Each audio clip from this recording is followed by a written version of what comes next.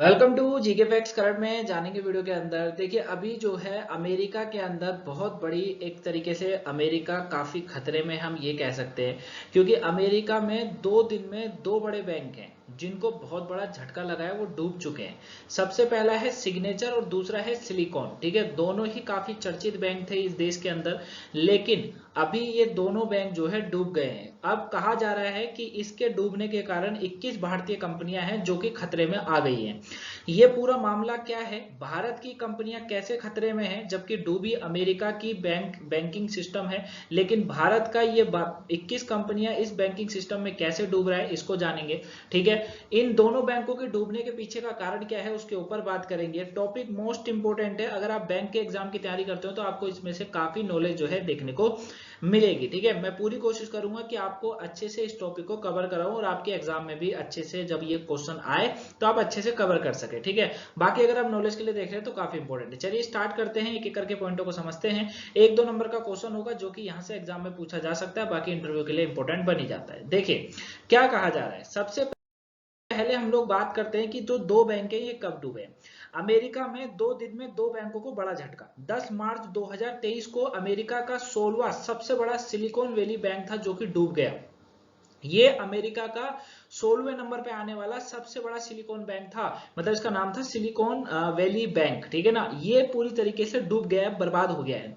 इसके ठीक 2 दिन के बाद देखने को मिला, यानी कि 12 मार्च को अमेरिका के सिग्नेचर बैंक के भी डूबने की खबर आ गई कि भैया इसकी भी जो है ये बैंक भी पूरी तरीके से बर्बाद हो चुका है, इसमें भी पैसा नहीं है। इसके बाद इन दोनों बैंकों की संपत्तियों को अमेरिकी रेगुलेटर ने अपने नियंत्रण में ले लिया। ठीक है, यानी कि इन बैंकों से सारे अधिकार छीन लिए। अकेले सिलिकॉन वैली बैंक को डूबने से दुनिया भर के निवेशकों को 38 लाख करोड़ रुपए से ज्यादा का नुकसान हुआ।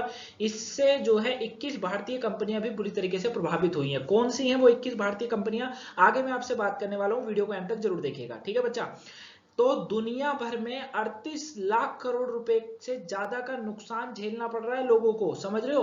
और जैसी ही ये खबर मिली ना कि ये बैंक डूब रहे हैं, लोगों ने इस बैंक से अपना पैसा निकाल लिया है और ये बैंक और ज्यादा बर्बाद हो गया है। क्योंकि होता क्या है, जैसे ही बैंकों को पता, मतलब लोगों को पता चलता है कि भैया जिस बैंक में उन्होंने अपना पैसा लगा रखा था, जिस बैंक में पैसा रखा हुआ था वो बैंक ही डूब गया, तो व्यक्ति क्या करेगा, अपना अपना पैसा निकालने जाएगा, कहीं वो पैसा भी ना उनको मिल पाए, है ना, फिर तो कुछ कर भी नहीं सकते।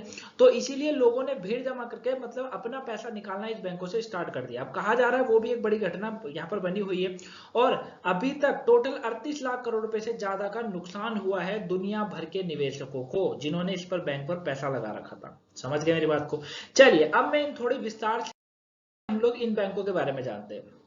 सबसे पहले सिलिकॉन बैंक, जो कि एक बहुत बड़ा बैंक है, अमेरिका का 16वां नंबर का बैंक का आने वाला बैंक है। भैया क्यों ये बर्बाद हुआ, देखो सिलिकॉन वैली बैंक जो है वो 16वां नंबर का बैंक है, क्या कहते हैं, अमेरिका का। इसकी कुल पूंजी की अगर मैं बात करूं तो 17.47 लाख करोड़ रुपए की है। ठीक है, वही इसकी शुरुआत 1983 में हुई थी। मुख्यालय कैलिफोर्निया के अंदर है, संस्थापक है रोजर वी स्मिथ। ठीक है, और अमेरिका की जो आईटी और लाइफ साइंस से जुड़े 50% कंपनियां फाइनेंशियल सर्विस के लिए इस बैंक से जुड़ी हुई हैं। अब आप समझ सकते हैं कितने लोग तो पहले तो बेरोजगार होंगे, दूसरा कितना नुकसान इस देश को झेलना पड़ेगा। ठीक है ना, तो अमेरिका की जितनी भी आईटी और लाइफ साइंस से जुड़ी हुई कंपनियां थी, 50% कंपनियां, वो इस बैंक से फाइनेंशियल चल रहा था, उनका फाइनेंशियल सर्विस देता था ये बैंक, लेकिन अब वो भी बर्बाद हो गया। इस बैंक की शाखाएं अमेरिका के अलावा कनाडा में भी थी, चीन में थी, डेनमार्क में थी, जर्मनी में थी, आयरलैंड में थी, इजराइल में थी, स्वीडन में थी, यूनाइटेड किंगडम में भी ये बैंक फैला हुआ था। कोरोना महामारी के बाद से दुनिया भर के आईटी और डिजिटल सेवाओं की मांग बढ़ी, इससे सिलिकॉन वैली बैंक की ग्रोथ भी तेजी से बढ़ने लगी थी, लेकिन अभी बर्बाद हो गया। अब आपके दिमाग में ना क्वेश्चन बन रहा होगा कि इतना बड़ा बैंक इतना ग्रोथ में चल रहा था, कोरोना महामारी के बाद फिर भी ग्रोथ में चला, तो सर ऐसा क्या हुआ कि डूब गया, आगे बताऊंगा, वीडियो अंत तक देखिएगा।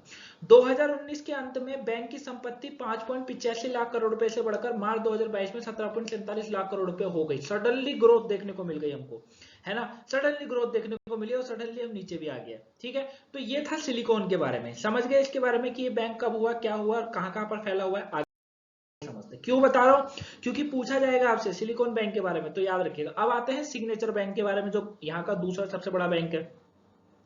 शुरुआत होती है बच्चा इसकी 2001 में, न्यूयॉर्क के अंदर इसका मुख्यालय है। जोसेफ है डे पोलो, वो इसके संस्थापक हैं, ये नाम लिखा हुआ है, ठीक है। अमेरिका बैंक में रैंकिंग की अगर मैं बात करूं तो 39वां जो है इसका, 29वां माफ करेगा, 29वां रैंक है। इसकी कुल पूंजी 9.96 लाख करोड़ रुपए है, 9.96 लाख करोड़ रुपए का ये इसके पास जो है इसका कारोबार है। 2001 में अमेरिका के Republic nation bank of New York के HSBC ने खरीद लिया था। इसके बाद से इस बैंक की कुछ अधिकारियों ने मिलकर इसकी शुरुआत करी, ठीक है। इस बैंक के कर्मचारियों ने शुरुआत में अमेरिका के अमीर लोगों को जोड़ा, ठीक है। 2010 तक इस बैंक का केवल एक ऑफिस न्यूयॉर्क में ही था, लेकिन 2023 में इसके कुल 40 ब्रांचें हो गई, समझ रहे हो। 2010 तक जहां ये एक ऑफिस लेकर बैठा था, वहीं से 2023 यानी कि 13 साल के अंदर इस बैंक ने अपनी 40 ब्रांचें खोल दी। 2018 में सिग्नेचर बैंक के जो क्रिप्टो करेंसी के जरिए बिजनेस शुरू किया। 2021 तक इस बैंक में जमा कुल राशि 16% क्रिप्टो करेंसी था, जो कि फरवरी 2023 में बढ़कर 30% हो गए थे। क्रिप्टो करेंसी तो बढ़ता रहता है, इसमें काफी प्रॉफिट होता है, ठीक है बच्चा। तो ये चीजें थी, ये मैंने अभी आपको केवल दोनों बैंकों के बारे में बताया। लेकिन अब हम बात करते हैं, जब ये बैंक इतने बड़े हो चुके थे तो डूब क्यों गए? डूबने का कारण क्या है? क्या सरकार यहां भी भ्रष्ट है? चलो बात करते हैं अमेरिका के इन दो बड़े बैंकों को डूबने की क्या वजह है, ये सबके अंदर क्वेश्चन है। तो आज आंसर अब मैं दे रहा हूं। इकोनॉमिस्ट है अरुण कुमार ने कहा है कि आमतौर पर किसी बैंक के डूबने की बड़ी वजह होती है लोन डिफॉल्ट मामला, ठीक है। लोन डिफॉल्ट मामला उछल कर आता है, लेकिन इन दोनों केस में ऐसा नहीं देखने को मिला है। बैंकिंग क्षेत्र से जुड़े एक्सपर्ट का कहना है कि सिलिकॉन वैली और सिग्नेचर बैंक के डूबने की दो वजह है जो कि सामने आई है। एक है इंटरेस्ट रेट रिस्क और दूसरा है लिक्विडिटी रिस्क, ठीक है। ये दोनों बैंकों में बहुत काम आते हैं। अगर आप बैंकिंग की तैयारी करते होंगे तो आपको इनके बारे में पता होगा। इंटरेस्ट रेट रिस्क और लिक्विडिटी रिस्क, ये क्या होता है मैं बताऊंगा। तो देखिए, एक चीज तो क्लियर है भैया, बैंकों के डूबने की वजह होती है लोन डिफॉल्ट मामला, लेकिन लोन डिफॉल्ट मामला नहीं है, ठीक है। लोन डिफॉल्ट मामला इसमें हमको देखने को नहीं मिला है, जबकि हमको इसमें कुछ और देखने को मिला है, जो कि है इंटरेस्ट और लिक्विडिटी। क्या है इंटरेस्ट और लिक्विडिटी, इसको बात करते हैं। देखिए, सबसे पहले मैं बात करता हूं इंटरेस्ट रेट की। इंटरेस्ट रेट रिस्क जो है वो काफी बढ़ गया। यहां पर हुआ क्या, एक बैंक इस जोखिम का सामना तब करता है जब काफी कम समय में कई बार इंटरेस्ट रेट बढ़ाया जाता है। अब जब जैसी बात है, जब आप इंटरेस्ट रेट ही बढ़ा दोगे तो कोई आपसे पैसा क्यों लेगा। अमेरिका में महंगाई 40 साल से उच्च स्तर पर है, 40 साल से देखा जा रहा है उस स्तर पर है। यही वजह है कि महंगाई पर काबू पाने के लिए फेडरल रिजर्व ने मार्च 2022 के बाद कई बार इंटरेस्ट रेट बढ़ाया, जो अब 4.5% के करीब पहुंच गया है। यह पिछले 15 साल में सबसे ज्यादा देखने को मिला है, ठीक है। इसका असर यही हुआ कि फेडरल बैंक के खजाने में आमदनी यानी यील्ड अचानक से 2% बढ़ गया। इस वजह से बैंक और बाकी दूसरे इन्वेस्टर्स ने क्या करा, कॉर्पोरेट बॉन्ड्स और सरकारी ट्रेजरी बिल्स को खरीदने के बजाय पैसा फेडरल बैंक में इन्वेस्ट करने लगा, ठीक है, क्योंकि उसने अपनी रेटो दर बढ़ा दी। फिर देखते देखते कॉर्पोरेट बॉन्ड्स और ट्रेजरी की कीमत घटने लगी। वॉल स्ट्रीट जर्नल की रिपोर्ट के मुताबिक बताया गया कि यील्ड ने 2% बढ़ाने से बॉन्ड्स की कीमत में 32% तक की गिरी, 32% तक जो है गिर सकती है, ठीक है ना। मतलब हुआ क्या, होता क्या है, इसको ध्यान से समझो कि इंटरेस्ट रेट बढ़ा दिया इन्होंने। क्यों बढ़ाया? क्योंकि महंगाई को कम करने के लिए, है ना। अब आप कहोगे सर महंगाई को कम करना है वो तो सरकार के हाथ में होना चाहिए। नहीं, काम बैंक भी करेगा, क्योंकि बैंक जब करेगा तभी कुछ सरकार पे पैसा जाएगा, समझ रहे मेरी बात को। तो अमेरिका में जो महंगाई दर है वो 40 साल से उच्च स्तर पर है। इसको कम करने के चक्कर में इन्होंने इंटरेस्ट रेट ही बढ़ा दिया, जिससे बहुत ज्यादा नुकसान देखने को मिला। बैंक के पास पैसा ही खत्म हो गया। सिलिकॉन वैली बैंक ने अपनी कुल संपत्ति का 55% हिस्सा अमेरिकी सरकार के बॉन्ड में निवेश किया था। अब देखो, सरकार के बॉन्ड में निवेश किया है, यानी कि पैसा किसको गया, सरकार को। सरकार कहां लगाएगी वो पैसा, जनता पर। किस लिए लगाएगी, आमदनी कम, मतलब क्या कहते हैं उसको, महंगाई कम करने पर। लेकिन ऐसा देखने को नहीं मिला है। ऐसे में कीमत कम होती है। सिलिकॉन वैली बैंक को भारी नुकसान हुआ। इस बैंक ने नकद की कमी को दूर करने के लिए मैच्योरिटी से पहले ही ट्रेजरी से पैसा निकालना शुरू कर दिया था। इस वजह से बैंक का दिवालिया होने के करीब ये पहुंच गई है, ठीक है बच्चा, ये आपको याद रखना। अब लिक्विडिटी रिस्क की बात करूं, ये थोड़ा सा यहाँ पर कोई दिक्कत नहीं, मैं बताता हूं। जब किसी बैंक को अपना जो है नुकसान कर ग्राहकों को फायदा पहुंचाना होता है, तो वो इस चीज का सहायता लेता है, जिसको कहते हैं लिक्विडिटी रिस्क कहते हैं। इसमें ऐसा समझिए कि अपने 2019 की शुरुआत में अपने सारी पूंजी लगाकर और बैंकों से कर्ज लेकर एक फ्लैट खरीदा। क्लियर है, ये लिक्विडिटी रिस्क के बारे में मैं आपको बता रहा हूँ। इंटरेस्ट आप समझ गए होंगे, मैं उम्मीद करता हूँ। क्लियर है। इसके बाद आपने जब पैसा ले लिया फ्लैट खरीदने को, लेकिन अचानक से कोरोना महामारी आ गया। अब कोरोना महामारी जब आई गया तो ऐसे में अब है कि कर्ज और उसका इंटरेस्ट आप कहां से दोगे, ऊपर से इंटरेस्ट भी बढ़ा हुआ है, तो आपके पास पैसा नहीं है। लेकिन एक तरफ बैंक की आमदनी घटती है, तो वहीं दूसरी तरफ बैंक में जिन लोगों का पैसा जमा होता है वह निकालने लगते हैं। इससे पैसा कम पड़ने की वजह से बैंक का दिवालिया हो जाता है। ठीक है, इसको कहते हैं लिक्विडिटी इंटरेस्ट। समझ रहे हो, मतलब हुआ ये कि भैया लोन ले लिया लोगों ने, कोरोना महामारी आ गई, चुका नहीं पा रहे हैं, बैंक करता जा रहा है लेकिन नहीं हो पा रहा है, बाकी बैंक के पास जो पैसा है वो भी लोगों ने निकाल लिया क्योंकि उनके पास पैसा नहीं था। सिलिकॉन वैली केस में भी ऐसा ही हुआ है, उसके नगद भंडार में जितने पैसे थे उससे ज्यादा लोग निकाल रहे थे। ठीक है, लोगों ने जब देखो होता क्या है ना, बैंक के पास पैसा हमारा ही पैसा है, लेकिन हम उसे कितने समय तक रखते हैं वो बैंक निर्धारित करता है। मतलब वो हम लोग निर्धारित करते हैं कितने समय तक रहेगा। अब बैंक, अब हमको लगता है हमने तो बैंक में पैसा जमा करा दिया, अब बैंक के पास वो पैसा पड़ा रहेगा, नहीं, बैंक उस पैसे को क्या करता है, उसको इन्वेस्ट कर देता है, उसको दूसरी जगह किसी जो है उद्योगों में लगा देता है ना। जो जो क्या कहते हैं अपना ये प्लान चलते रहते हैं सरकार के, उन पर वो पैसा लगा देता है। समझ रहे हो। अब नगद की कमी ना हो इसके लिए सिलिकॉन वैली ने अपनी सिक्योरिटीज पोर्टफोलियो से 21 अरब डॉलर बेचने का फैसला किया था, उम्मीद से कम था।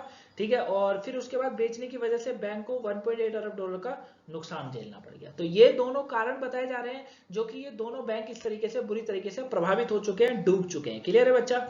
आगे देखते हैं में क्या कहा जा रहा है, क्या दुनिया भर के बैंकिंग सिस्टम के लिए रिस्क है।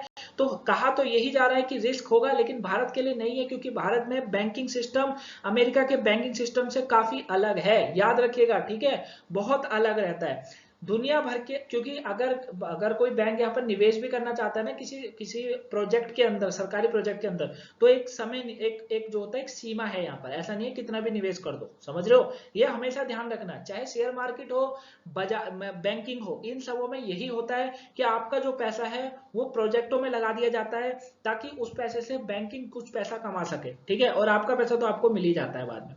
दुनिया भर के सरकारी तेज रफ्तार से महंगाई को काबू पाने के लिए ब्याज दरें बढ़ा रही है। ऐसे में सिलिकॉन वैली और सिग्नेचर बैंक जो है उसकी तरह दुनिया के कई दूसरे बैंक भी संकट में है। एक रिपोर्ट के मुताबिक बताया जा रहा है 2022 तक बैंकों के बैलेंस शीट्स पर 51 लाख करोड़ रुपए का अनरियल लॉस हो गया है। ठीक है, हालांकि लिक्विडिटी रिस्क की वजह से ज्यादा बैंक के डूबने की संभावना कम है। लिक्विडिटी रिस्क इतना नहीं है, लोग अपना पैसा इतना नहीं निकाल रहे हैं, ब्याज जो लिया है वो भी दे रहे हैं, लेकिन सबसे ज्यादा प्रॉब्लम है जो ये बढ़ा दिया, क्या, इंटरेस्ट जिसको बोलते हैं ना, वो ज्यादा बढ़ाने की वजह से ये सब हमको देखने को मिल रहा है। क्लियर है, इन बैंकों का यही हाल है।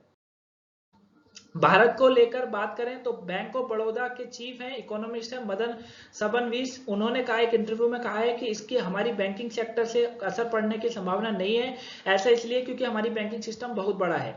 वहीं इकोनॉमिस्ट अरुण कुमार ने कहा है कि अमेरिका की तुलना में बैंकों को लेकर भारत में ज्यादा सख्त और पारदर्शी कानून है। इसकी वजह से भारत बैंक एक तय सीमा से ज्यादा पैसा कहीं इन्वेस्ट नहीं कर सकता है।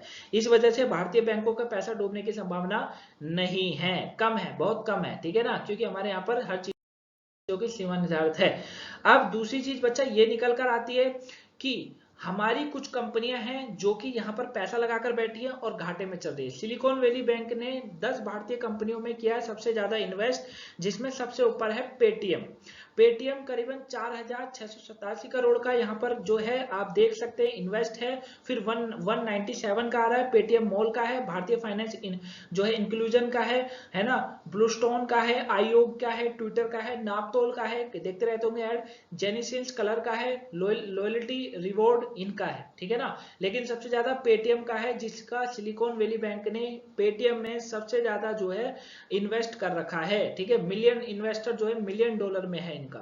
ठीक है बच्चा, तो इनके डूबने की संभावना भी जो है कह सकते हैं, डूबेगा नहीं लेकिन हाँ झटका बहुत बड़ा लगेगा क्योंकि मेन चीज जो है वो खत्म हो गई है। ठीक है ना, समझ गए होंगे आप कि मैं आपको क्या समझाना चाह रहा था, टॉपिक क्या था पूरा। आई होप, उम्मीद करता हूं। बैंक के डूबने का कारण वैसे तो यही होता है कि इन्वेस्ट ज्यादा, मतलब लोन ज्यादा दे दिया हो या कहीं कंपनियों में ज्यादा इन्वेस्ट कर दिया हो, लेकिन इनका ऐसा नहीं है, इनका इंटरेस्ट ज्यादा हो चुका है। ठीक है। और लोगों ने फिर, अब दूसरा कारण ये भी है कि लोगों ने अब यहाँ से अपना पैसा निकालना स्टार्ट कर दिया, क्योंकि लोगों को पता चल गया है कि भैया बैंक डूब रहे हैं तो अपना पैसा पहले निकाल लो। ठीक है। तो आई होप आप टॉपिक को अच्छे से जाने होंगे, समझे होंगे। कुछ आपको डाउट लगा हो तो आप मुझे कमेंट बॉक्स में बता सकते हैं, आंसर मिल जाएगा। मिलूंगा मैं आपसे नेक्स्ट वीडियो में, तब तक के लिए thank you for watching guys. सुबह की वोकैबुलरी नहीं देखी हो तो जरूर देखिएगा, पेपर के पॉइंट ऑफ व्यू से इंपॉर्टेंट है। कोई और आपको अन्य टॉपिक ऐसा लगा हो जो मैंने कभी नहीं समझाया तो आप बोल सकते हो, आपको मैं समझा दूंगा। Thank you for watching guys, have a nice day, thanks for watching.